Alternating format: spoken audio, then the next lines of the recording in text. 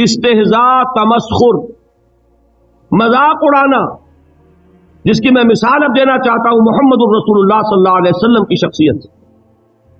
دیکھیے ہم کیا اور ہماری بساط کیا، ہم کیا مبلغ ہوں گے، کیا داعی ہوں گے، ہمارے اپنے دامن پر داغ ہوتے ہیں، لیکن یہ کہ محمد الرسول اللہ کے دامن پر کوئی داغ تھا؟ ان کو تو سارے مکے والے الصادق الامین کہتے تھے، نہایت محبوب شخصیت تھے، ان کے لیے تو جا صادق، جا الامین، یہ الفاظ سننے میں آتے تھے، آنکھوں کا تارا۔ لیکن جب آپ نے دعوت اب شروع کی، اب قرآن مجید میں دیکھیے، کسی نے کہا مجنون ہو گئے، دماغ خراب ہو گیا، پاگل ہو گئے، اجی شاعر ہیں، کچھ شعر توڑ لیتے ہیں، ہم پر بہت جماتے ہیں۔ کسی نے کہا ساحر ہیں، کچھ جادو سیکھ لیا ہے، یہاں تک کہ ایسے بدبخت بھی پیدا ہوئے، قرآن میں ہے ساحر کذاب، سحر کرنے والا جادوگر نہایت جھوٹا۔ یہ الفاظ کہے جا رہے ہیں کس کی شان میں؟ محمد الرسول اللہ صلی اللہ علیہ وسلم۔ قرآن میں نقل کیا گیا، یا ایھا الذی نزل علیہ الذکر انک لمجنون۔ کبھی آپ نے اس کا ترجمہ سوچا؟ اے وہ شخص، دیکھیے تصور کیجئے، حضور جا رہے ہیں، تشریف لے جا رہے ہیں، کسی دعوت میں ہے، تبلیغ میں، یا ویسے ہی تشریف لے جا رہے ہیں، اور کوئی ایک جم گھٹا ہے لوگوں کا، ادھر سے فقرہ آتا ہے، تیر کی طرح لگتا ہے دل میں جا کر محمد کے صلی اللہ علیہ وسلم۔ اے وہ شخص جس کا یہ خیال ہے کہ اس پر کوئی ذکر نازل ہو رہا ہے، ہمارے خیال میں تو تمہارا دماغ خراب ہو گیا۔ یا ایھا الذی نزل علیہ الذکر انک لمجنون، کہا کہ نہیں کہا؟ اور یہ نہ سمجھیے کہ حضور صلی اللہ علیہ وسلم کے قلب مبارک کو تکلیف نہیں ہوتی۔ میں قرآن سے ثابت کروں گا، میں کہیں کوئی کہانیاں بیان نہیں کرنا چاہتا۔ قرآن نے کہا وَلَقَدْ نَعْلَمُ أَنَّكَ يَضِيقُ صَدْرُكَ بِمَا يَقُولُونَ، اے نبی ہمیں خوب معلوم ہے صلی اللہ علیہ وسلم کہ جو کچھ یہ لوگ کہہ رہے ہیں اس سے آپ کا سینہ بھجتا ہے، یہ جو گھٹن ہوتی ہے، صدمہ ہوتا ہے۔ انکا یضیق صدرک بما یقولون، ہمیں خوب معلوم ہے کہ جو کچھ یہ باتیں آپ کو سننی پڑ رہی ہیں، یہ کڑوی کسیلی باتیں، یہ جو فکرے چست ہو رہے ہیں، استہزاء ہو رہا ہے، تمسخر ہو رہا ہے۔ سورہ ہجر میں ہے، ایک جگہ کھڑے ہوئے لوگ قرآن کا مذاق اڑا رہے ہیں، بھائی فلاں آیت تم لے جانا، فلاں آیت میری ہوگی، اس کے ٹکڑے کر رہے ہیں، اس کے ٹکڑے حصے بکھرے کر کے ٹیما بنا کر ان آیات کا تمسخر اڑا رہے ہیں۔ ایک جگہ قرآن مجید میں مذکور ہے کہ فرشتوں کا مذاق اڑ رہا ہے، بھائی یہ دیکھو محمد نے کہا ہے صلی اللہ علیہ وسلم کہ جہنم پر تو کل 19 فرشتے ہیں، علیہا 19 قرآن میں آیت نازل ہوئی۔ ایک پہلوان کہتا بھائی 10 کو تو میں سنبھال لوں گا، باقی 9 کا تم انتظار کر لو۔ یہ باتیں آ رہی ہیں حضور کے کانوں میں، کلام الہی کے ساتھ کیا سلوک ہو رہا ہے، مجھ پر کیا فتوے چست کیے جا رہے ہیں، مجھ پر جس طریقے سے استہزاء اور تمسخر کا رویہ اختیار کیا گیا ہے، دل بھج رہا ہے، دل میں صدمہ ہے۔ دیکھیے سورہ نون ہے، اور میرے نزدیک یہ دوسری وحی ہے جو حضور پر نازل ہوئی ہے، اس کی ابتدائی آیات، نون والقلم وما یسطرون ما انت بنعمت ربک بمجنون وان لک لاجرا غیر ممنون وانک لعلی خلق عظیم فستبصر ویبصرون بأیکم المفتون ان ربک هو یعلم بمن ضل عن سبیلہ وهو اعلم بالمہتدین۔ نون، قسم ہے قلم کی اور جو کچھ یہ لکھتے ہیں۔ اے نبی آپ اپنے رب کی نعمت سے مجنون نہیں ہیں۔ یہ کیوں کہا جا رہا ہے؟ حضور کو جو صدمہ پہنچا ہے وہی نازل ہوئی ہے دل جوئی کے لیے، تسلی کے لیے۔ آپ کیوں برا منا رہے ہیں؟ اے نبی آپ کیوں صدمہ اور رنج اور اندوہ محسوس کر رہے ہیں؟ ان بدبختوں کے کہنے سے کوئی آپ مجنون ہو جائیں گے؟ مانتا بے نعمت رب کا بے مجنون وَإِنَّ لَكَ لَأَجْرًا غَيْرَ مَمْنُونَ، آپ کو جو یہ صبر کرنا پڑ رہا ہے، آپ کو جو یہ جھیلنا پڑ رہا ہے، اس کی وجہ سے آپ کو وہ اجر ملے گا جس کا سلسلہ کبھی منقطع نہیں ہوگا۔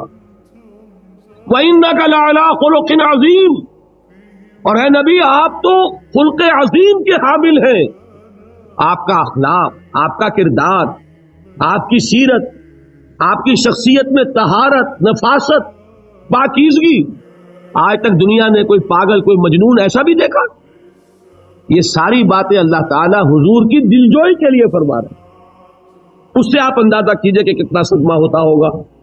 یہی ہے، اس ساری چیز کو جمع کیجئے تو یہ چیز کیا ہے؟ وَاصْبِرْ عَلَىٰ مَا يَقُولُونَ وَاهْجُرْهُمْ هَجْرًا جَمِيلًا، صبر کرو اے نبی، صبر کرو اے محمد صلی اللہ علیہ وسلم، جھیلو اور برداشت کرو اس پر جو یہ کہہ رہے ہیں۔ اچھی طرح نوٹ کیجئے یہ بات، ذرا سیرت ہی کا سمجھ لیجئے، آج ایک بیان ہو جائے گا۔ یوں سمجھیے جب حضور نے یہ کہا کہ مجھ پر وحی نازل ہوئی، فرشتے سے ملاقات ہوئی، تو اب وہ چہمے گوئیاں شروع ہو گئی، معلوم ہوتا دماغ خراب ہو گیا۔ دیکھیے ہم نہیں کہتے تھے یہ جا کے غار حرا میں بیٹھتے ہیں، کئی کے دن رہتے ہیں، بھوکے رہتے ہیں، وہ خشکی چڑھ گئی نہ آگے۔ یہ جس طرح کی باتیں دنیا میں آج ہوتی ہیں اسی طریقہ کی باتیں ہوتی ہیں۔ عتبہ ابن ربیعہ ایک مرتبہ آتا ہے، کیونکہ قریش کے بڑے لوگوں میں سے تھا، تو قریب آ کر بڑی اپنائیت کے ساتھ، بڑی شفقت کے ساتھ، بڑے بزرگانہ انداز میں کہتا ہے، بھتیجے حضور سے، بھتیجے اگر واقعی کسی بدروح کا سایہ ہو گیا ہے تم پر، وہ آسیب آ گیا ہے تو مجھے بتا دو، میرے بہت سے عاملوں سے تعلقات ہیں، میں کسی کو بلا کر یہ تمہاری بدروح دور کر دوں گا۔ اب آپ سوچئے کیا بیتی ہوگی حضور کے دل پر۔ یہ وہ کیفیات ہیں، اور یہ نوٹ کر لیجئے 4 برس تک یہی شکل رہی ہے۔ مخالفت اسی نوع سے ہوئی ہے جس کو کہتے ہیں فزیکل پرسیکیوشن، جسمانی تشدد، وہ پہلے 4 سال نہیں ہوا۔ اس کی وجہ کیا ہے کہ در حقیقت جب بھی کبھی کوئی ایسی دعوت اٹھتی ہے، اب مجھے اجازت دیجئے میں ایک لفظ انقلاب یہاں استعمال کر لوں، انقلابی دعوت۔ کل میں نے کہا تھا نا، ایک ہوتی ہے خالص مذہبی تبلیغ، ایک ہوتی ہے انقلابی تبلیغ۔ مذہبی تبلیغ کی سب سے بڑی مثال عیسائیت کی تبلیغ، اور انقلابی تبلیغ کی سب سے بڑی مثال اشتراکی تبلیغ۔ میں باہر سے مثالیں دے رہا ہوں، اندر سے نہیں دینا چاہتا۔ آگے یہ کہ ہی قدر گفتے ہیں، باقی فکر کن۔ آگے انسان اپنی عقل سے کام لے، سوچے، غور و فکر کرے۔ تو یہ انقلابی تبلیغ تھی محمد الرسول اللہ صلی اللہ علیہ وسلم۔ اور انقلابی تبلیغ کے اندر یہ بات جان لیجئے کہ پہلا رد عمل جو ہوتا ہے معاشرے کا، وہ یہ ہوتا ہے کہ کوئی ایسی بات گھبرانے کی نہیں ہے، ایک آدمی کا دماغ خراب ہو گیا ہے اور کچھ سر پھرے قسم کے چند نوجوان اس کے ساتھ ہیں، ایسی کیا بات ہے گھبرانے کی؟ مشت خاک ہے، بس ان کو چٹکیوں میں اڑاؤ۔ جو چٹکیوں میں اڑانا کہلاتا ہے نا، کسی کو قرآن مجید میں ایک اور جگہ کہا گیا ہے، یریدون لیطفئوا نور اللہ بافواہہم، یہ چاہتے ہیں کہ اللہ کے نور کو اپنے منہ سے بجھا دیں، پھونکے مار کے ہی بس۔ تو پہلا رد عمل جو ہوتا ہے ایک نظام کا، ایک کسی انقلابی دعوت کے خلاف، وہ رد عمل ہوتا ہے استہزاء، تمسخر، مذاق کرو، ان کو جس کو آپ انگریزی میں کہتے ہیں ڈی مورلائز کر دو، ان کی ہمتیں جو ہے وہ ٹوٹ جائیں، ان کو اس طریقے سے، اسی کا نام ہے آج کل کی اصطلاح میں کیریکٹر اسیسینیشن، ان کی شخصیتیں جو ہیں ان کو داغدار کر دو، ان کا اعتبار ختم کر دو، ان کا استہزاء کرو، تمسخر کرو۔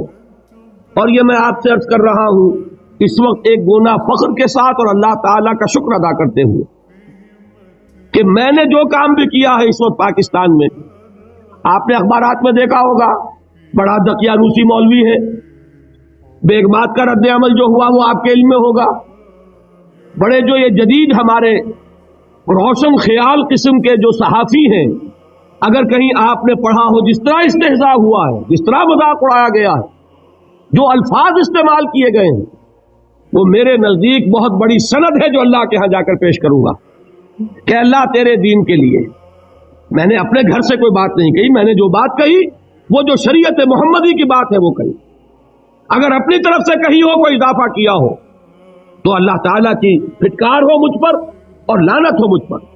لیکن اگر میں نے وہی کچھ کہا جو شریعت محمدی کا تقاضا ہے اور قرآن اور سنت کی بات ہے، تو پھر اگر مجھے کسی نے پاگل کہا اور کسی نے دقیانوسی کہا اور کسی نے اور فکرہ چست کیا، تو میں اس کے لیے، میں تو سمجھتا ہوں میرے لیے وہ سند ہے جو اللہ تعالیٰ کے ہاں میں جا کر پیش کروں۔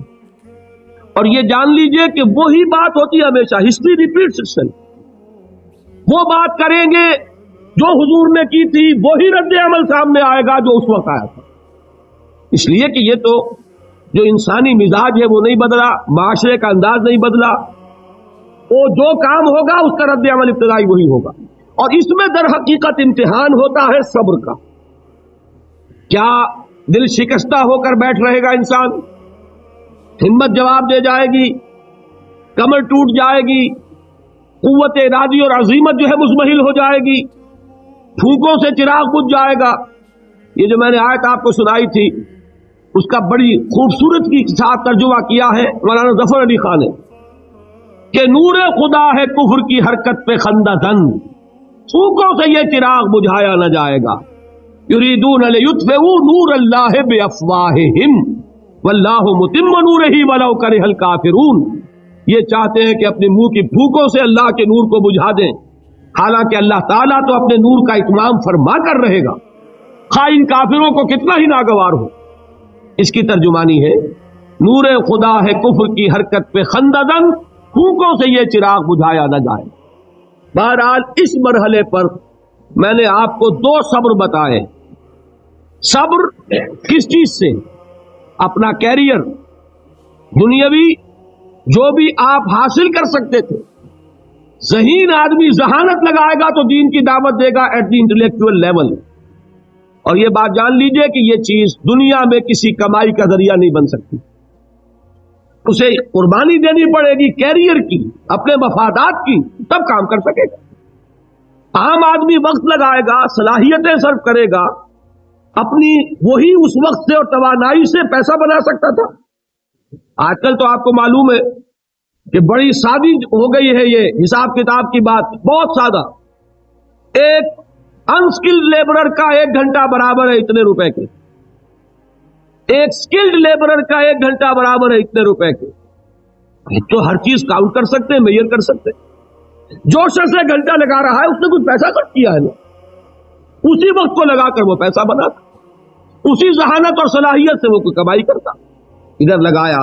تو وہ جو کمی ہو رہی ہے اس کو برداشت کرنا، اس کو جھیلنا اور خوش دلی سے برداشت کرنا، یہ سمجھنا کہ در حقیقت یہ سب کچھ کیا ہے کہ اللہ تعالیٰ کے ہاں اس کا جو ثواب ملے گا۔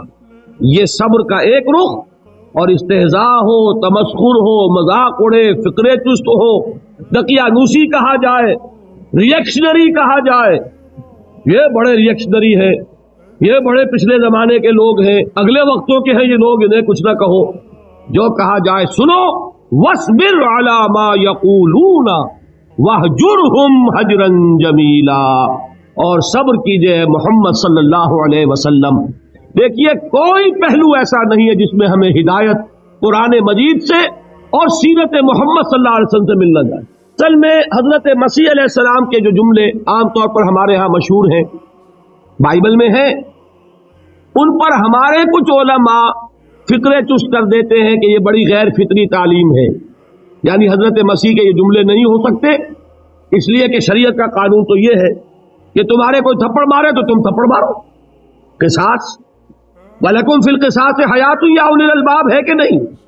اے ہوش مندو، قصاص میں زندگی ہے، بدلہ نہیں لوگے تو شریروں کی حوصلہ افزائی ہوگی۔ اس نے آج تمہارے تھپڑ مارا ہے، تم نے بدلہ نہیں لیا، کل وہ کسی اور کے لگائے گا، اس کو تو یوں سمجھیے نا کہ عادت پڑے گی۔ پھر معاشرے کی درستی کے لیے ضروری ہے کہ بدلہ ہو۔ ایک تھپڑ اس نے لگایا ہے تو تھپڑ اس کے لگے تو اس کے بھی 14 طبق روشن ہو، تاکہ کسی اور کو تھپڑ مارنے کی ضرورت اس میں نہ ہو۔ یہ صحیح ہے کہ معاشرے کی درستی اسی میں، لیکن جو دعوت کا معاملہ ہے بالکل جدا ہے، اس کے قانون اور ہو۔ حضرت مسیح کے الفاظ کیا تھے یا نہیں، بہرحال انجیل میں یہ ہیں، اور میں جو بات عرض کر رہا ہوں وہ یہ ہے کہ وہ بالکل صحیح ہے۔ مقام دعوت کے دوران یہی طرز عمل صحیح ہے اور یہی طرز عمل محمد رسول اللہ نے صلی اللہ علیہ وسلم اپنے ساتھیوں کو تلقین فرمایا۔ وہ کیا ہے؟ وہ الفاظ جو ہے انجیل کے وہ یہ ہیں کہ اگر کوئی تمہارے داہنے گال پر تھپڑ مارے بایاں بھی پیش کر دو، اگر کوئی تمہارا چغا لینا چاہے نالش کر کے تو تم اس کو کرتا بھی اتار کے دے دو، اگر کوئی تمہیں بیگار میں 1 کوس لے کے جانا چاہے تم 2 کوس اس کے ساتھ جاؤ۔ اس پر کہا گیا کہ یہ بڑی غیر فطری تعلیم ہے، یقیناً قانون کے اعتبار سے غیر فطری ہے، دعوت کے اعتبار سے یہ لازمی ہے۔ یہی دعوت کا یہی قانون ہے جو 12 برس تک مکے میں محمد الرسول اللہ نے نافذ کی۔ صحابہ کو کیا حکم تھا؟ تمہیں کتنا ہی مارا جائے تم جواب میں کوئی کارروائی نہیں کر سکتے، نو ریزسٹنس، نو ریٹیلیشن۔ ریزسٹنس تو ہے، پیسو ریزسٹنس۔ ریزسٹنس کیا ہے؟ کہ پیچھے مت ہٹنا۔ وہ سارا دباؤ کیوں دے رہے تھے کہ تم اپنا تعلق منقطع کرو محمد سے صلی اللہ علیہ وسلم، تم توحید کو چھوڑو، اپنے آبائی دین میں آؤ۔ اسی کے لیے پریشرائز کر رہے تھے نا۔ حضرت بلال کو مار رہا ہے امیہ ابن خلف، حضرت خباب بن الارت رضی اللہ تعالی عنہ کو دہتے ہوئے انگارے زمین میں بچھا کر اور اس کے اوپر ننگی پیٹھ لٹا دیا گیا۔ آپ ذرا تصور کیجئے، ایک شخص دیکھ رہا ہے کہ دہتے ہوئے انگارے بچھائے جا رہے ہیں، یہ میرے لیے تیار کیے جا رہے ہیں، اور پھر حکم دیا جاتا ہے کرتا اتار دو، کرتا اتار دیتا ہے، لیٹ جاؤ، لیٹ جاتا ہے۔ کیوں؟ بڑی غیر فطری بات ہے یہ تو۔ اسے ہاتھ پاؤں مارنے چاہیے۔ ایک آدمی ڈیسپریٹ ہو جائے تو آپ کو معلوم ہے اس کے اندر طاقت بہت آ جاتی ہے۔ اسے نظر آ رہا ہو کہ مجھے تو بھون دیں گے، کباب بنا دیں گے، تو اگر اسے اجازت ہو 2-4 کو مار کر مرے گا۔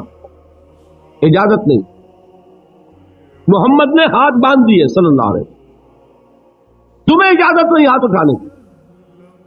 یہ بعد میں سورہ نساء میں یہ الفاظ نازل ہوئے کہ اے مسلمانوں، ایک زمانہ یہ تھا کہ تمہیں حکم تھا کفو ایدیکم، اپنے ہاتھ بندے رکھو، you are not allowed to retaliate, ڈٹے رہو، جمے رہو، کھڑے رہو، صبر کرو، جھیلو، برداشت کرو، پیچھے نہ ہٹنا، نہ محمد کے دامن کو چھوڑنا صلی اللہ علیہ وسلم، نہ توحید کا دامن چھوڑنا، لیکن ہاتھ اٹھانے کی اجازت نہیں۔ بتائیے کہاں گیا قانون؟ قانون تو یہ ہے کہ بدلا لو، لیکن وہ قانون تو اس وقت نافذ ہوگا جب انقلاب آ جائے گا، اسلامی حکومت قائم ہو جائے گی، تب آئے گا نا قانون۔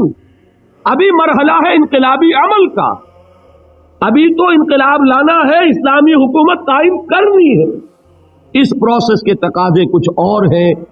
اس میں جو پہلا مرحلہ ہے وہ پیسو ریزسٹنس کا ہے سب۔ یہی وجہ ہے، دیکھیے مکی صورتوں میں خود نبی اکرم صلی اللہ علیہ وسلم کو اتنے مختلف پیرایوں میں صبر کا حکم دیا گیا۔ مثالیں میں دے چکا ہوں، وَلِرَبِّكَ فَاصْبِرْ، اسی طریقے سے وَاصْبِرْ كَمَا صَبَرَ أُولُو الْعَزْمِ مِنَ الرُّسُلِ، اے نبی صبر کیجئے جیسے کہ صبر کیا ہمارے اولو العزم رسولوں نے۔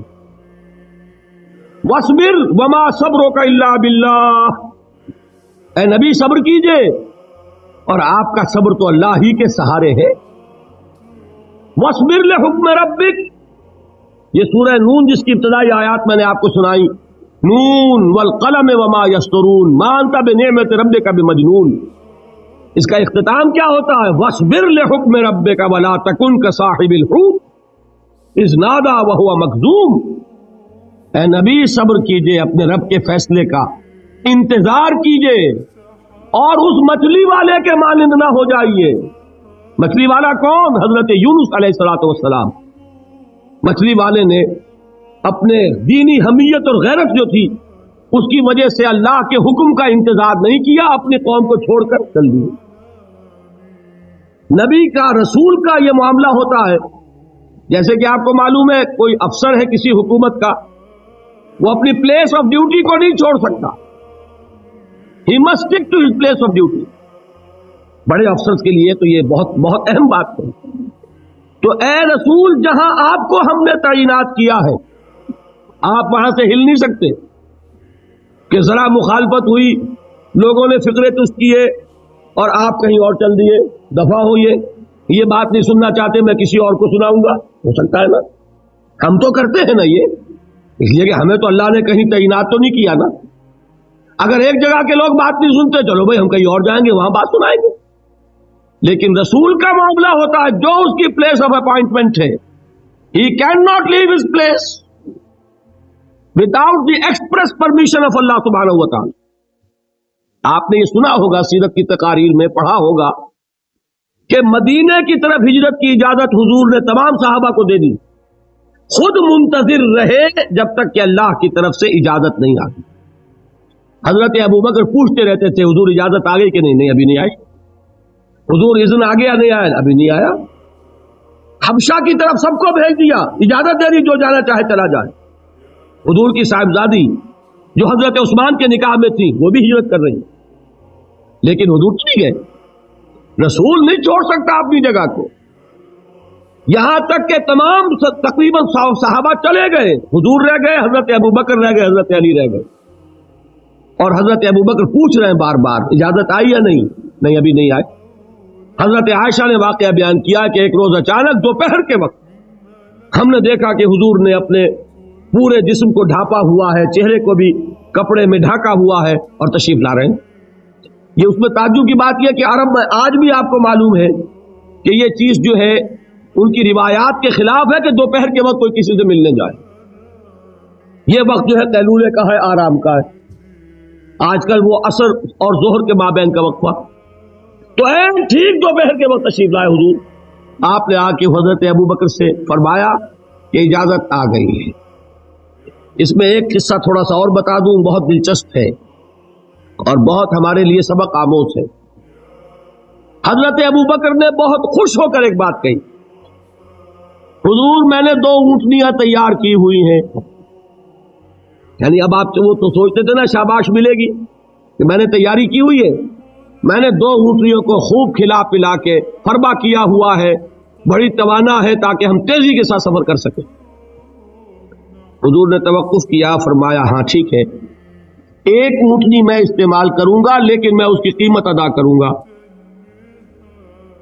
حضرت ابوبکر کی آنکھوں میں آنسو آ گئے، روتے ہوئے کہا حضور مجھ سے یہ مغایرت، کیا یہ جان اور مال کسی اور کے لیے ہے؟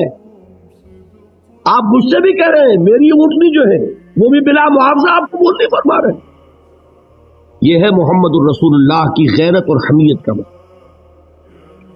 ہمارا معاملہ جو ہے دین کی دعوت و تبلیغ کے اعتبار سے بالکل مختلف بنا ہوا ہے، اسی لیے وہ عزت نہیں، وہ وقار نہیں۔ یہاں یہ حال ہے کہ حضور کے خسر ہیں، جان نثار ہیں، یار غار ہیں، سب کچھ ہیں، لیکن وہاں بھی یہ معاملہ ہے کہ ٹھیک ہے اونٹنی کی قیمت ادا کی۔ بہرحال میں جو عرض کر رہا تھا وہ یہ ہے کہ چونکہ رسول کو اجازت نہیں تو فرمایا گیا وَاصْبِرْ لِحُکْمِ رَبِّكَ وَلَا تَكُنْ كَصَاحِبِ الْحُوتِ۔ دیکھنا وہ جو یونس علیہ الصلوۃ والسلام جو انہوں نے کیا تھا، اجازت آئے بغیر وہ اپنی قوم کو چھوڑ کر، وہ قوم کو چھوڑ کر کسی اور وجہ سے نہیں گئے تھے دین کی حمیت اور غیرت کی وجہ سے۔ یہ بدبخت بات سننے کو تیار نہیں ہے تو دفع ہو، میں کہیں اور جا کر اللہ کی بات سے کہیں سناؤں گا، لیکن اجازت کے بغیر نہیں جا سکتی۔ یہی وجہ ہے کہ پکڑ ہوئی، گرفت ہوئی اور مچھلی کے پیٹ میں رہے، وہاں وہ لا الہ الا انت سبحانک انی کنت من الظالمین، اور وہاں سے پھر اللہ تعالیٰ نے نجات دی، مچھلی نے انہیں اگل دیا ساحل کے اوپر۔ یہ ایک لمبی بات ہے، تو یہاں حضور سے کیا کہا گیا؟ صبر کیجیے۔ اب دیکھیے ایک بات عجیب ہے، یہ ربط اپنے ذہن میں رکھیے، اللہ تو صبر کی تلقین کر رہا ہے اپنے رسول کو، اور رسول یہی تلقین کر رہے ہیں اپنے صحابہ کو، صبر کرو، جھیلو، برداشت کرو، ہاتھ مت اٹھانا، کوئی جوابی کارروائی نہیں ہوگی، بلکہ اپنے اوپر جھیلو جو کچھ جھیلنا ہے، ڈٹے رہو، پیچھے مت ہٹنا، یہ صبر ہے، لیکن ہاتھ اٹھانے کی اجازت نہیں۔ چنانچہ اب ذرا چشم تصور سے دیکھیے، ابو جہل اس نے جو بدترین روش اختیار کی، وہ ایک خاندان تھا حضرت یاسر، ان کی اہلیہ حضرت سمیہ اور ان کے فرزند حضرت عمار رضی اللہ تعالی عنہم، یہ غلام نہیں تھے۔ حضرت سمیہ تو کنیز تھیں، لیکن یاسر غلام نہیں تھے۔ ان کی کہانی یہ ہے، واقعہ یہ ہے کہ یہ بہت نیک آدمی تھے یاسر، یمن کے باشندے۔ انہیں کو خواب میں بشارت ہوئی کہ نبی کا ظہور ہونے والا ہے مکے میں، جاؤ شاید ان کے قدموں تک پہنچ جاؤ۔ جیسے حضرت سلمان فارسی کی بات میں نے آپ کو بتائی، وہ تو خواب کی بشارت نہیں تھی، وہ ان کے غور و فکر کا معاملہ تھا۔ انہوں نے وہ جو آگ کی پوجا پاٹ ہے اس کو چھوڑا اور سفر کیا، اور پھر انہیں خبر دی ایک راہب نے کہ کھجوروں کی سرزمین میں آخری نبی کا ظہور ہونے والا ہے، جاؤ شاید قسمت یاوری کرے۔ انہیں خواب آیا تھا۔ یہ یمن سے ترک وطن کر کے مکے آ گئے۔ ابو جہل کا ایک چچا تھا، بہت شریف النفس انسان، اس کے ساتھ معاہدہ کیا حلیف بن کر، اور وہ مکے میں رہنے لگے۔ اس لیے کہ یہ نوٹ کر لیجئے، مکہ اس وقت ایک قبیلے کا شہر تھا، صرف قریش۔ یا قرشی رہ سکتا تھا وہاں، یا قرشی کا حلیف۔ اگر کسی کے ساتھ اس کی، جیسے آپ کو معلوم ہے یہاں کاروبار وغیرہ کرنے میں سعودی عرب میں شراکت جو ہے وہ کسی لوکل سعودی کے ساتھ ہوگی تو آپ کر سکتے، وہ کفیل ہے، ورنہ آپ کچھ نہیں کر سکتے۔ اسی طرح کی بات وہاں تھی کہ اگر تو کسی قرشی نے آپ کو امان دی ہوئی ہے تو آپ رہ سکتے ہیں مکے میں، ورنہ نہیں۔ یا تیسرے قرشی کا غلام، غلام تو ملکیت ہی ہے اس کی، جیسے بھیڑ بکری ہے کسی قرشی کی، اسی طرح اس کے غلام ہے۔ یہ تین کیٹیگریز تھی انسانوں کی مکے میں۔ اسی کو نوٹ کیجئے کہ جو بیچارے غلام تھے وہ سب سے زیادہ ستائے گئے، اس لیے کہ غلاموں کے تو حقوق ہی کوئی نہیں تھے۔ ان کو تو اگر کوئی شخص اپنے غلام کو ذبح کر دیتا تھا تو بھی کوئی پوچھنے والا نہیں۔ بالکل ایسے ہی ہے نا، آپ کی بکری آپ نے ذبح کی، گوشت کھا لیا، کوئی آپ سے کوئی پوچھ سکتا؟ جب ملکیت ہے، آپ کی بکری آپ کی تھی، آپ نے ذبح کر دی۔ غلام آپ کی ملکیت تھا، آپ نے ختم کر دیا، کوئی اس میں جرم نہیں، کوئی باس پرس نہیں۔ یہ تھا حال غلاموں کا۔ بلال غلام تھے، ابو فقی غلام تھے، زنیرہ ایک کنیز تھی۔ ان کو جو ماریں پڑی ہیں اس کا آپ کو معلوم ہے۔ حضرت بلال کے ساتھ جو کچھ امیہ ابن خلف نے کیا، کہ جس طریقے سے کہ حیوانوں کی لاشیں جو ہے کھینچ کر گھسیٹ کر لے جائی جاتی ہیں، ان کی گردن میں رسی ڈال کر گھسیٹتے، اسی طریقے سے حضرت بلال کے گردن میں رسی ڈال کر ٹھیک دوپہر کے وقت مکے کی سنگلاخ گلیوں کے اندر گھسیٹا جاتا۔ نیچے زمین جل رہی ہے توے کی طرح، اور ویسا بھی ہوتا تھا کہ چٹ لٹا دیا، اوپر سے وہ آگ مکے کا کہ سورج جو ہے ذرا نوٹ کیجئے، آگ برسا رہا، نیچے زمین توے کی طرح جل رہی ہے، اور ایک بھاری سل بھی لا کر جو ہے سر پر رکھ دی، چھاتی پر رکھ دی گئی ہے کہ آواز نہیں نکل رہی، جھاگ نکل رہے منہ سے، لیکن اس حال میں بھی احد احد احد، ایک ایک اللہ، قل هو اللہ احد، الفاظ نکل۔ یہ ہے وہ صبر، یہ ہے وہ صبر، صبر علی الابتلاء، صبر علی الایذاء۔ یہ ابتلاء اور ایذاء پر صبر ہے، جھیلو برداشت کرو، اس توحید پر قائم رہو، محمد کی رسالت کے اقرار کرتے رہو صلی اللہ علیہ وسلم، لیکن ہاتھ نہیں اٹھانا۔ اب میں آپ کو بتا رہا تھا یہ تو غلام تھے، یہ جو تھے یاسر، یہ حلیف تھے، غلام تو نہیں تھے نا۔ البتہ وہ ابو جہل کے چچا کی کنیز تھی یہ سمیہ، انہوں نے اجازت لے کر ان سے نکاح کر لیا، یہ تو کنیز رہیں گی۔ بیٹا جو ہوا وہ بھی ایک طرح سے جب کنیز زیادہ ہے تو غلام ہو گیا، عمار ابن یاسر۔ وہ جو شخص تھا بہت شریف النفس ابو جہل کا چچا، وہ مر گیا۔ اب ابو جہل جو ہے اس خاندان کا سربراہ ہے، لہذا یہ تینوں جو افراد ہیں وہ اس کے رحم و کرم پر ہیں۔ یاسر کو بھی پروٹیکشن اگر ہے تو ابو جہل کی ہے، ابو جہل جو چاہے کرے، اور سمیہ تو کنیز ہے ہی، اس کا تو کوئی حق ہے ہی نہیں، جو چاہے کرے، اور عمار ان دونوں کا بیٹا ہے، لہذا بدترین معاملہ کیا ابو جہل نے ان تین افراد کے ساتھ۔ حضرت سمیہ کے ساتھ جو کچھ کیا گیا ہے آپ اس کا تصور نہیں۔ بالآخر جو شہید کیا حضرت سمیہ کو ایذائیں دے دے کے، سسکا سسکا کے، ان کے جسم کے نازک حصوں کو جلا کے، داغ دے کر، کہتا کیا تھا؟ ایک دفعہ کہہ دو کہ میرا جو یہ بت ہے یہ بھی الہ ہے، مان لو میں چھوڑ دوں گا۔ تنگ آ گیا، کسی طریقے سے ایک دفعہ کہہ دو پھر میں چھوڑ دوں گا۔ لیکن یہ میاں بیوی حضرت یاسر اور حضرت سمیہ رضی اللہ تعالی عنہما، یہ ہے ثبات، یہ ہے صبر، یہ ہے استقلال، ایک مرتبہ بھی کہنے کے لیے تیار نہیں، جو چاہو کر لو، اب ہم تو اس سے پیچھے نہیں ہٹے۔ تنگ آ کر اس نے حضرت سمیہ کی تو شرمگاہ میں برچھا مارا اور شہید۔ حضرت یاسر کے بارے میں ایک روایت یہ ہے، ستا ستا کے، تنگ کر کر کے، آخر کار جو ختم کیا، انہیں شہید کیا کس طرح؟ 4 سانڈ اونٹ جوان، ان سے رسے باندھے، ایک رسے سے ایک بازو باندھا، دوسرے سے دوسرا بازو باندھا، تیسرے سے ایک ٹانگ باندھی، چوتھے سے دوسری ٹانگ باندھی، اور چاروں کو دوڑایا ہے کہ جسم کے پرکھتے ہو گئے۔ اس حال میں کیا ہو رہا تھا وہ میں بتا رہا ہوں کہ اللہ تو تاکید کر رہا ہے اپنے نبی کو، اصبر وَلِرَبِّكَ فَاصْبِرْ وَاصْبِرْ عَلَى مَا يَقُولُونَ وَاصْبِرْ وَمَا صَبْرُكَ إِلَّا بِاللَّهِ وَاصْبِرْ لِحُكْمِ رَبِّكَ وَلَا تَكُنْ كَصَاحِبِ الْحُوتِ۔ اس وقت سامنے سے حضور گزرتے تھے جبکہ آل یاسر کے ساتھ یہ معاملہ ہو رہا ہے، کیا فرماتے تھے؟ اصبروا یا آل یاسر فإن موعدکم الجنہ، اے یاسر کے گھر والوں صبر کرو، جھیلو، اس لیے کہ تمہارے وعدے کی جگہ جنت ہے۔ اللہ تعالیٰ ادھر آنکھ بند ہوگی ادھر جنت میں تمہارا داخلہ ہو جائے گا۔ یہ ہے تواصوا بالصبر والعصر ان الانسان لفی خسر۔ یہ تواصوا بالصبر پر کون عمل کر رہا ہے؟ محمد الرسول اللہ صلی اللہ علیہ وسلم، کہ ہر مدعی کے واسطے دار و رسن کہاں، یہ رتبہ بلند ملا جس کو مل گیا۔ البتہ دین میں یہ ہے، آیت بھی ہے قرآن مجید کی، وَقَلْبُهُ مُطْمَئِنٌ بِالْإِيمَانِ، دل ایمان پر جمع ہوا ہو، کسی وقت محض جان بچانے کے لیے کلمہ کفر کہہ دینا، دل پر کوئی آنچ اس کی نہ آ رہی ہو تو اس کی اجازت ہے۔ کمزور طبائع کو بھی اللہ تعالیٰ نے اپنے دین میں اکوموڈیٹ کیا ہے۔ حضور نے ان کی ہمت بندھائی کہ گھبراؤ نہیں، ٹھیک ہے، یہ بھی اگر تمہارے دل کے اوپر کوئی اثر نہیں ہے تو کوئی حرج۔ بہرحال یہ میں آپ کو اب اس کا فلسفہ بھی سمجھا دوں۔ میرے دل میں ایک دفعہ خیال آیا تھا،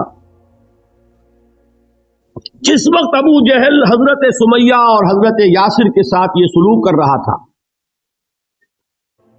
کم سے کم 30 ورنہ میرے اندازے میں 40 اشخاص، 40 مسلمان مکے میں موجود تھے۔ میرے دل میں اچانک یہ خیال آیا، کیا یہ بے غیرت تھے، بے حمیت تھے؟ انہوں نے اپنی بہن کو چھڑایا نہیں؟ انہوں نے حضرت یاسر ان کے دینی بھائی ہیں، محمد کے غلام ہیں، ان کی حمایت میں کچھ تو کرتے، بلوا کرتے، کچھ شور کرتے، ہنگامہ کرتے، چھڑا کر لے جاتے، کیوں نہیں کی؟ اچانک خیال آیا، نعوذ باللہ ثم نعوذ باللہ، نہ بے غیرت تھے نہ بے حمیت تھے۔ اصل بات یہ کہ حضور کی اجازت نہیں، کیا کریں؟ خون کھول رہا ہے، سینوں میں جوش ہے، لیکن اجازت نہیں۔ یہ ہے ڈسپلن کی وہ تربیت جو محمد رسول اللہ نے۔ دیکھیے، جوش میں آ کے حملہ کرنا یہ اور بات ہے، خون کھول رہا ہو اور پھر اپنے آپ کو تھامنا یہ زیادہ مشکل کام ہے۔ جب خون کھولتا ہے آدمی کو جان کی پرواہ نہیں ہوتی۔ بدر میں جو ہوا ایک واقعہ ایک دفعہ سن کر جھجری آتی ہے، لیکن واقعہ یہ ہے کہ جب جنگ کی حالت میں اشتعال ہوتا ہے اور خون کھول رہا ہوتا ہے وہ چیزیں آسان ہوتی ہیں۔ وہ جو 2 ٹین ایجرز تھے، نوجوان، جنہوں نے ابو جہل کو ہلاک کیا ہے، حضرت معاذ اور حضرت معوذ، انصاری 2 نوجوان، ان میں سے ایک کا واقعہ آتا ہے کہ ان کے ایک شانے کے اوپر تلوار کا وار پڑا، پورا شانہ کٹ گیا، بازو علیحدہ ہو گیا تقریباً، لیکن کوئی ایک تسمار لگا رہ گیا، کوئی ایک ٹینڈن ہوگا، وہ جو ہوتا ہے سخت سا سفید سا، وہ کوئی لگا ہوا ہے، انہیں پرواہ نہیں ہے، وہ دوسرے ہاتھ سے لڑ رہے ہیں، لیکن یہ ہاتھ جو ہے یہ اب چونکہ قابو میں تو ہے نہیں، کنٹرول میں نہیں، مسل کٹ چکے، تو یہ رکاوٹ بن رہا ہے۔ ان کے بارے میں آتا ہے اس ہاتھ کو اپنے پاؤں کے نیچے دبایا اور کھینچا اور پھینک دیا کہ یہ اس وقت میرے اس راستے میں رکاوٹ بن رہا ہے، جسم کا حصہ میرا۔ تو یہ بات بھی میرے نزدیک اتنی مشکل نہیں ہے جتنی مشکل یہ ہے کہ خون کھول رہا ہو لیکن چونکہ اجازت نہیں ہے لہذا کوئی اقدام نہ کیا۔ یہ زیادہ کڑا امتحان ہے، یہ زیادہ سخت مشکل ہے، اور اس کی تربیت دی محمد رسول اللہ نے۔ ویسے میں نے 12 برس کہا ہے لیکن 8 برس کہنا چاہیے، اس لیے کہ مکی دور کے 12 سالوں میں سے 4 سال جو ہیں وہ صرف زبانی کلامی ایذا تھی، اور اس کا بھی ہدف تھے صرف حضور، وہ جو میں نے بتایا پاگل ہے، مجنوں ہے، شاعر ہے، ساحر ہے، ایک اجمی غلام اپنے گھر میں رکھا ہوا ہے، اس سے ڈکٹیشن لیتے رہتے ہیں، آ کے ہم پر دھوس جماتے ہیں، مجھ پر وحی نازل ہوئی ہے۔ یہ سب کچھ ہوا 4 برس تک، لیکن ہوا صرف حضور کے ساتھ کہ انہیں ڈی مورلائز کر دو، ان کی ہمت ختم ہو جائے، خود بخود یہ بات بیٹھ جائے گی بتاشے کی طرح۔ لیکن جب انہوں نے دیکھا کہ نہ محمد بدل ہوئے صلی اللہ علیہ وسلم، نہ ان کے ساتھی بدل ہوئے، یہ تو دعوت پھیل رہی ہے، ہمارے نوجوان جو ہے اب ان کے حلقے میں شامل ہو رہے ہیں، ہمارے اپنے لخت جگر، ہمارے اپنے چشم و چراغ، کون تھے مصعب بن عمیر، کون تھے عثمان غنی، کون تھے سعد ابن ابی وقاص، قریش کے اعلیٰ گھرانوں کے چشم و چراغ نوجوان، وہ آ رہے ہیں محمد کے ہاتھ پر بیعت کر رہے ہیں، اسلام لا رہے ہیں صلی اللہ علیہ وسلم۔ انہوں نے دیکھا یہ ہمارے غلاموں میں بھی یہ آگ پھیل گئی، یہ تو سمجھیے کہ بارود کے اندر آگ لگ رہی ہے۔ یہ ابھی تک تو قانے تھے جو ظلم ہم کر رہے تھے اس پر، لیکن ان کے اندر اگر یہ ایمان اور اسلام کی دعوت اور تحریک ان میں پھیل گئی تو ہمارا اقتدار اور ہمارا یہ پورا نظام جو ہے یہ چوپٹ ہو جائے گا۔ یہ ہے وہ چیز جو میں نے کل آپ کو اقبال کا مصرع سنایا تھا کہ نظام کہنا کے پاس بانو یہ معرض انقلاب میں ہے، beware of the revolution that is coming, لہذا اپنی پوری قوتوں کو جمع کرو اور کچل دو انہیں، مارو انہیں۔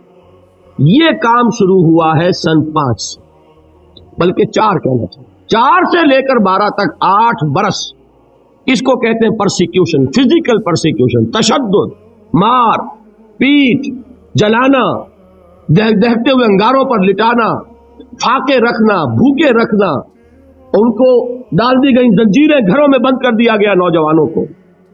حضرت عثمان کو چچا نے ان کے ایک چٹائی کے اندر لپیٹا اور دھونی دے دی، دم گھٹ رہا ہے، جان نکل رہی۔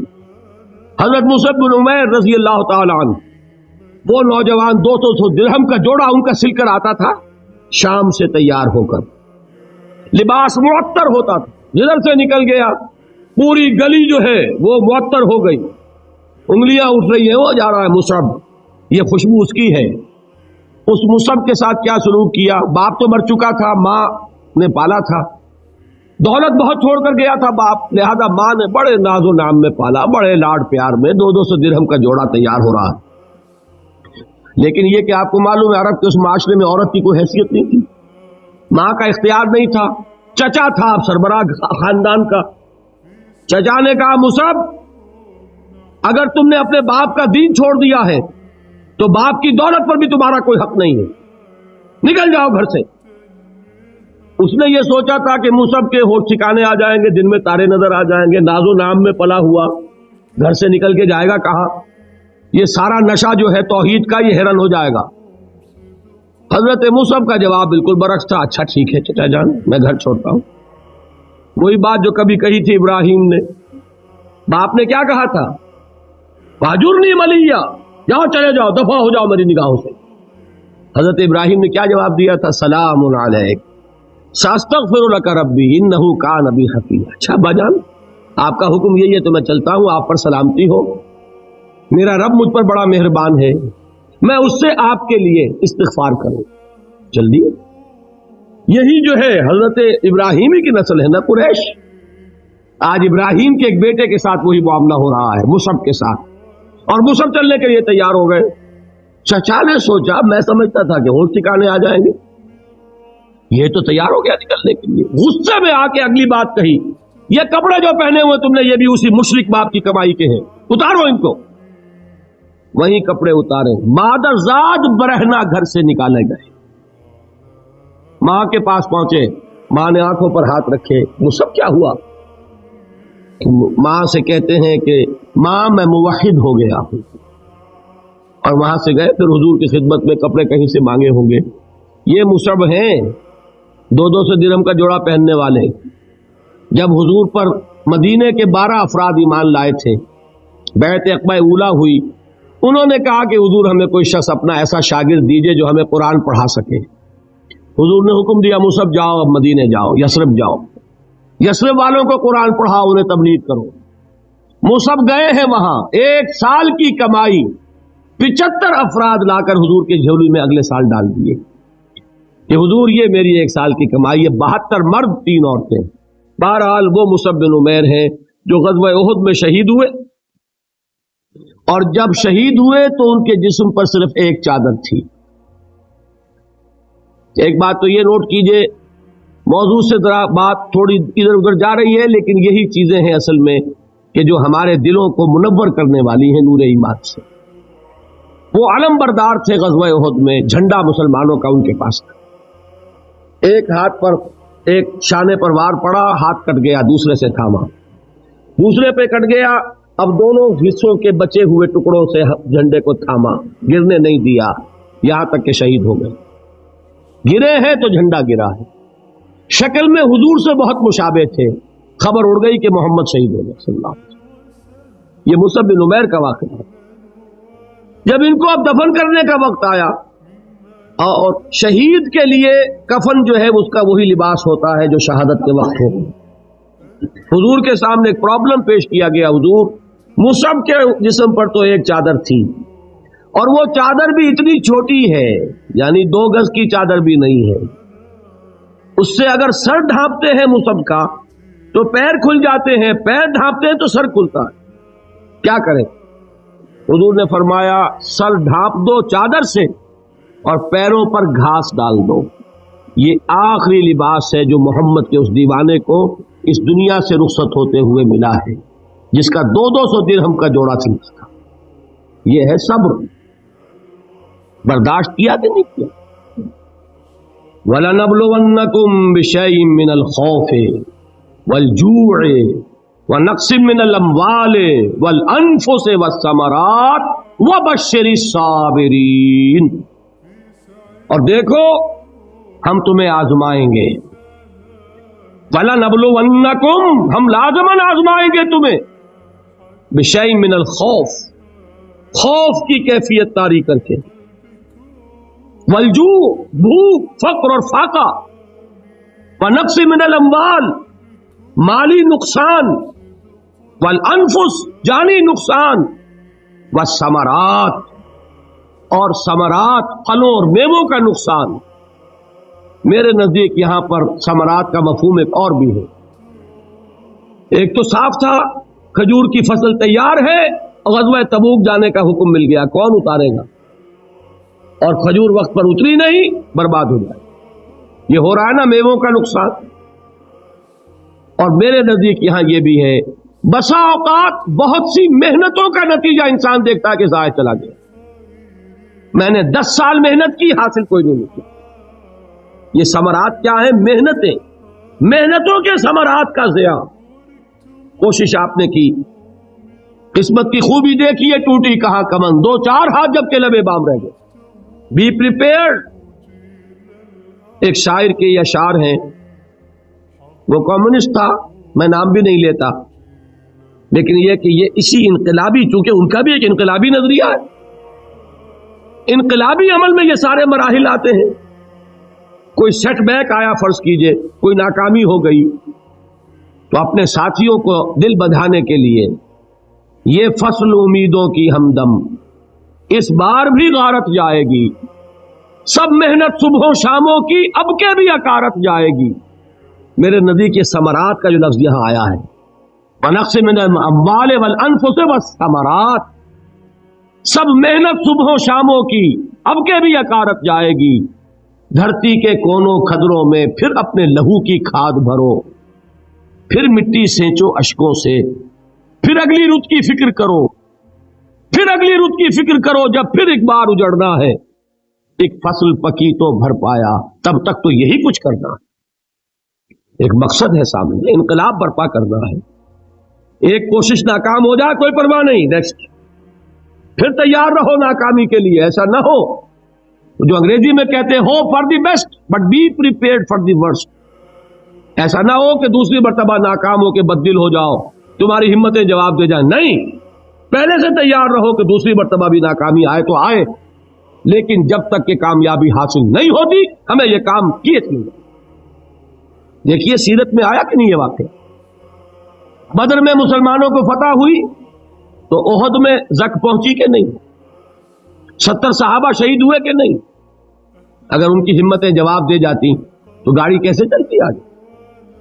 تو فرمایا وَلَنَبْلُوَنَّكُمْ بِشَيْءٍ مِّنَ الْخَوْفِ وَالْجُوعِ وَنَقْصٍ مِّنَ الْأَمْوَالِ وَالْأَنفُسِ وَالثَّمَرَاتِ.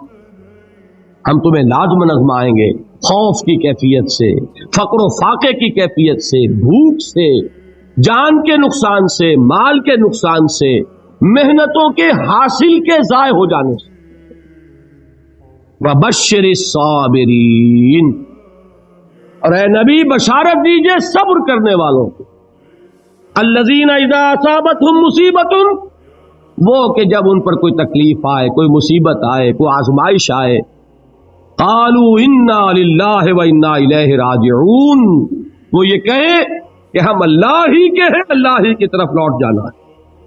یہ وہی انداز ہے جو میں نے فارسی کا شعر سنایا تھا آپ کو کہ سر تسلیم خم ہے جو مزاج یار میں آئے. وہ ہمارا مولا ہے، ہمارا آقا ہے، اگر اسے یہی منظور ہے تو ہمیں بھی یہی منظور. میں نے تسلیم و رضا کی بات کی تھی نا، آپ کو کچھ شعر سنائے تھے. ایک شعر اور سنیے، اور یہ کس کا ہے؟ محمد علی جوہر کا. ایک مرتبہ جیل گئے، ان کی ایک بیٹی جوان بیمار ہوئی، فوت ہو گئی. باہر چھوڑا انگریز نے، جاؤ بھائی دفن کر دو بیٹی. دوسری مرتبہ جیل گئے، دوسری جوان بیٹی اسی مرض میں مبتلا ہوئی. اب یہ جیل میں ہے، خبر پہنچی کہ دوسری بیٹی کے اوپر بھی اسی مرض کا حملہ ہوا. ایک نظم لکھی ہے جس کا آخری شعر یہ ہے: تیری صحت ہمیں منظور ہے لیکن اس کو نہیں منظور تو پھر ہم کو بھی منظور نہیں.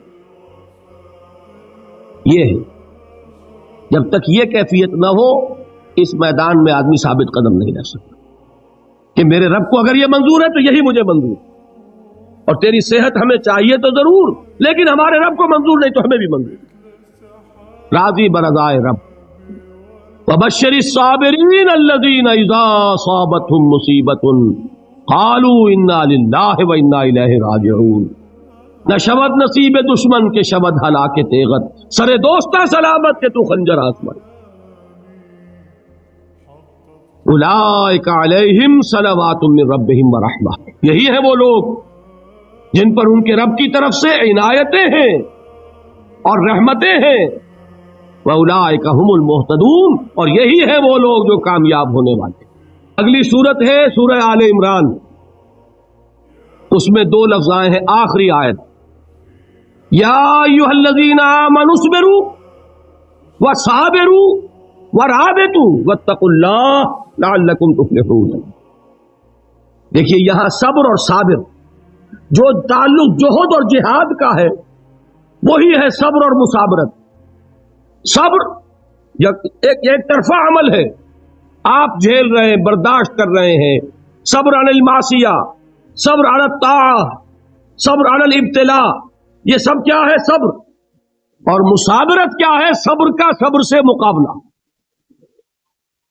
یہ سورہ آل عمران اب وقت نہیں ہے، میں آپ کو سناتا اللہ تعالیٰ نے کیسے کیسے مسلمانوں سے کہا: مسلمانوں تمہیں زک پہنچی ہے تو انہیں بھی تو پہنچی تھی. ان کے 70 نہیں مارے گئے تھے بدر میں؟ ان کے حوصلے جو ہیں وہ تو پست نہیں ہوئے، وہ اگلے سال آ گئے تم پر چڑھائی کر کے. تم کیوں اتنا برا مان رہے ہو؟ تمہارے دل اتنے زخمی کیوں ہو گئے؟ تمہیں تکلیف پہنچتی ہے تو انہیں بھی پہنچتی ہے. اپنی غیرت جو ہے ہمیں ذرا اس کا جائزہ لینا چاہیے.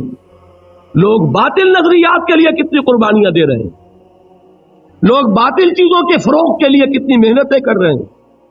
جیسا کہ میں نے ابھی کہا تھا, اسی غیرت کو چیلنج کرنے کے لیے, ذرا آپ کی حمیت دینی کو جوش دلانے کے لیے, قادیانی نوجوان کتنی تعداد میں اپنے آپ کو دین کے لیے وقف کرتا ہے, اور آپ کتنے نوجوان ہیں جو اپنے آپ کو دین کے لیے وقف کرتے ہیں, اور وہ کھاتے پیتے گھرانوں کے لوگ. یہ نہیں ہے کہ اگر کوئی اور کام نہیں کر سکتا تو پھر یہ ہے کہ وہ دین کے کام میں لگ جائے. باصلاحیت لوگ, کھاتے پیتے لوگ, ذہنی استعداد رکھنے والے لوگ, اونچے گھرانوں کے لوگ, وہ وقف کریں اپنے آپ کو دین کے لیے. اس کے بغیر کیسے باہر آ جائے گی, کیسے رونق ہوگی؟ تو دنیا میں باطل نظریات والے جو ہیں, یہ بات کہی گئی ہے, مسلمانوں تم اگر توحید کے لیے لڑ رہے ہو, دیکھتے نہیں ابو جہل کو, اس نے گردن کٹوائی ہے شرک کے لیے, شرک کے لیے گردن کٹوائے, اور تم توحید کے لیے گردن کٹوانے کو تیار نہ ہو. اس نے گردن کٹوائی کہ نہیں کٹوائی؟ اور کس طرح کٹوائی ہے؟ کیونکہ بڑا متکبر قسم کا, فرعون قسم کا شخص تھا.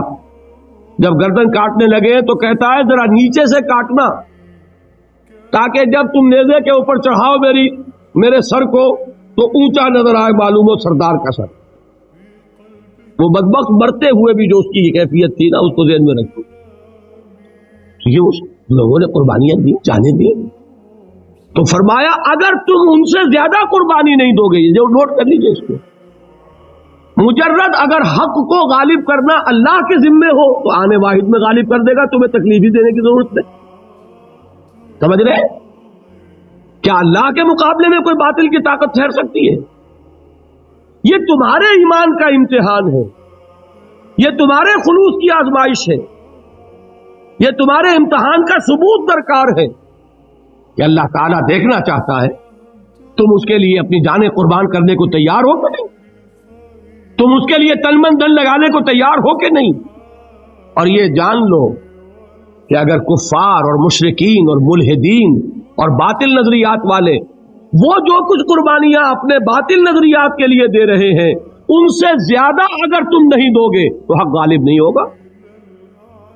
انہوں نے جو صبر کیا ہے اپنے باطل نظریات پر, اگر تم اس سے زیادہ صبر کا ثبوت نہیں دو گے اپنے اس حق پر تو حق غالب نہیں ہوگا. اس لیے فرمایا یا ایھا الذین آمنوا اصبروا وصابروا, نہ صرف یہ کہ صبر کرو بلکہ صبر میں اپنے دشمنوں سے آگے نکلو, ان کے صبر سے بڑھ کر صبر کرو. ورابطوا, مرابطہ کہتے ہیں چوکس رہنا, ہوشیار, پہرا دو. ایسا نہ ہو کہ دشمن جو ہے غفلت میں تمہارے اوپر کوئی حملہ جو ہے کر بیٹھے. واتقوا اللہ, اور اللہ کا تقوی اختیار کرو, لعلکم تفلحون, تاکہ تم فلاح پاؤ. یہ ہے حضرات تواصوا بالصبر. میں نے عرض کیا تھا ہر جگہ پر آپ کو چوٹی کی بات صبر ملے گا. آیت الکرسی, آیت البر جو میں نے آپ کو سنائی آخر میں, والصابرین فی الباساء والضراء وحین الباس. حامیم السجدہ, وما یلقاها الا الذین صبروا وما یلقاها الا ذو حظ عظیم. اس کے بغیر تو نہیں ہوگا.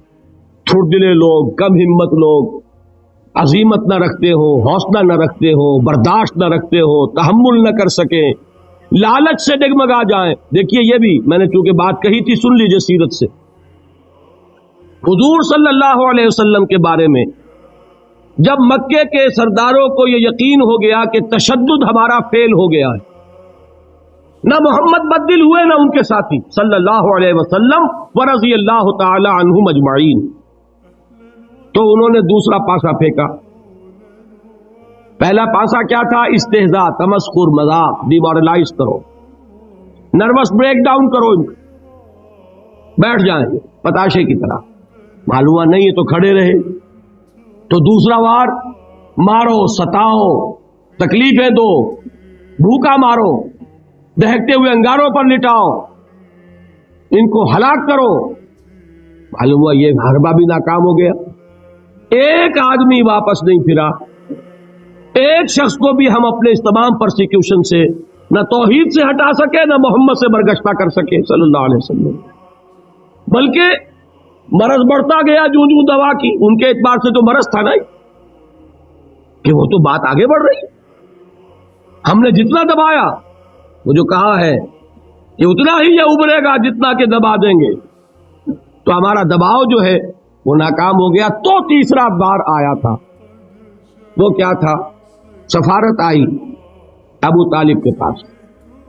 دیکھو ابو طالب، تمہارا بھتیجا جو ہے وہ ہمارے معبودوں کو باطل ٹھہرا رہا ہے، ہم تنگ آ چکے ہیں. اگر تو اسے بادشاہت چاہیے، اگرچہ ہم کسی بادشاہت کے عادی نہیں ہیں، لیکن ہم اسے اپنا بادشاہ بھی مان لیں. اگر اسے دولت چاہیے، وہ اشارہ کرے، ہم سیم و زر کے انبار اس کے قدموں میں لگا دیں گے. اور کہیں نکاح کرنا چاہے، اشارہ کر دے، جس اونچے سے اونچے گھرانے میں وہ چاہے گا قریش کے، ہم اس کی شادی کر دیں. تینوں ہی لالچ ہے نا دنیا میں.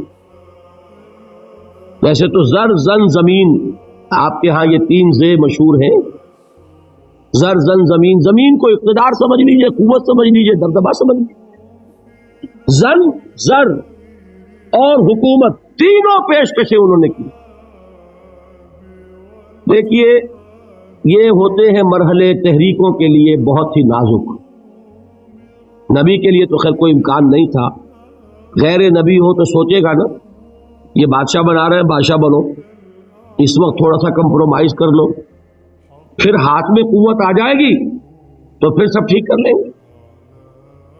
اگرچہ کبھی ٹھیک نہیں ہوتا، وہ ٹھیک ہوتا ہے اسی پروسیس سے جو محمد الرسول اللہ نے اختیار کیا.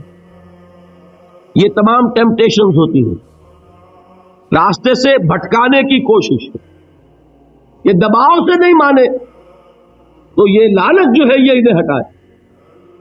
کیا جواب تھا حضور کا صلی اللہ علیہ وسلم؟ چچا نے جب بات کی ہے، انہیں براہ راست تو حضور سے بات کرنے کی ضرورت نہیں ہوئی تھی، ابو طالب کے واسطے سے بات کی.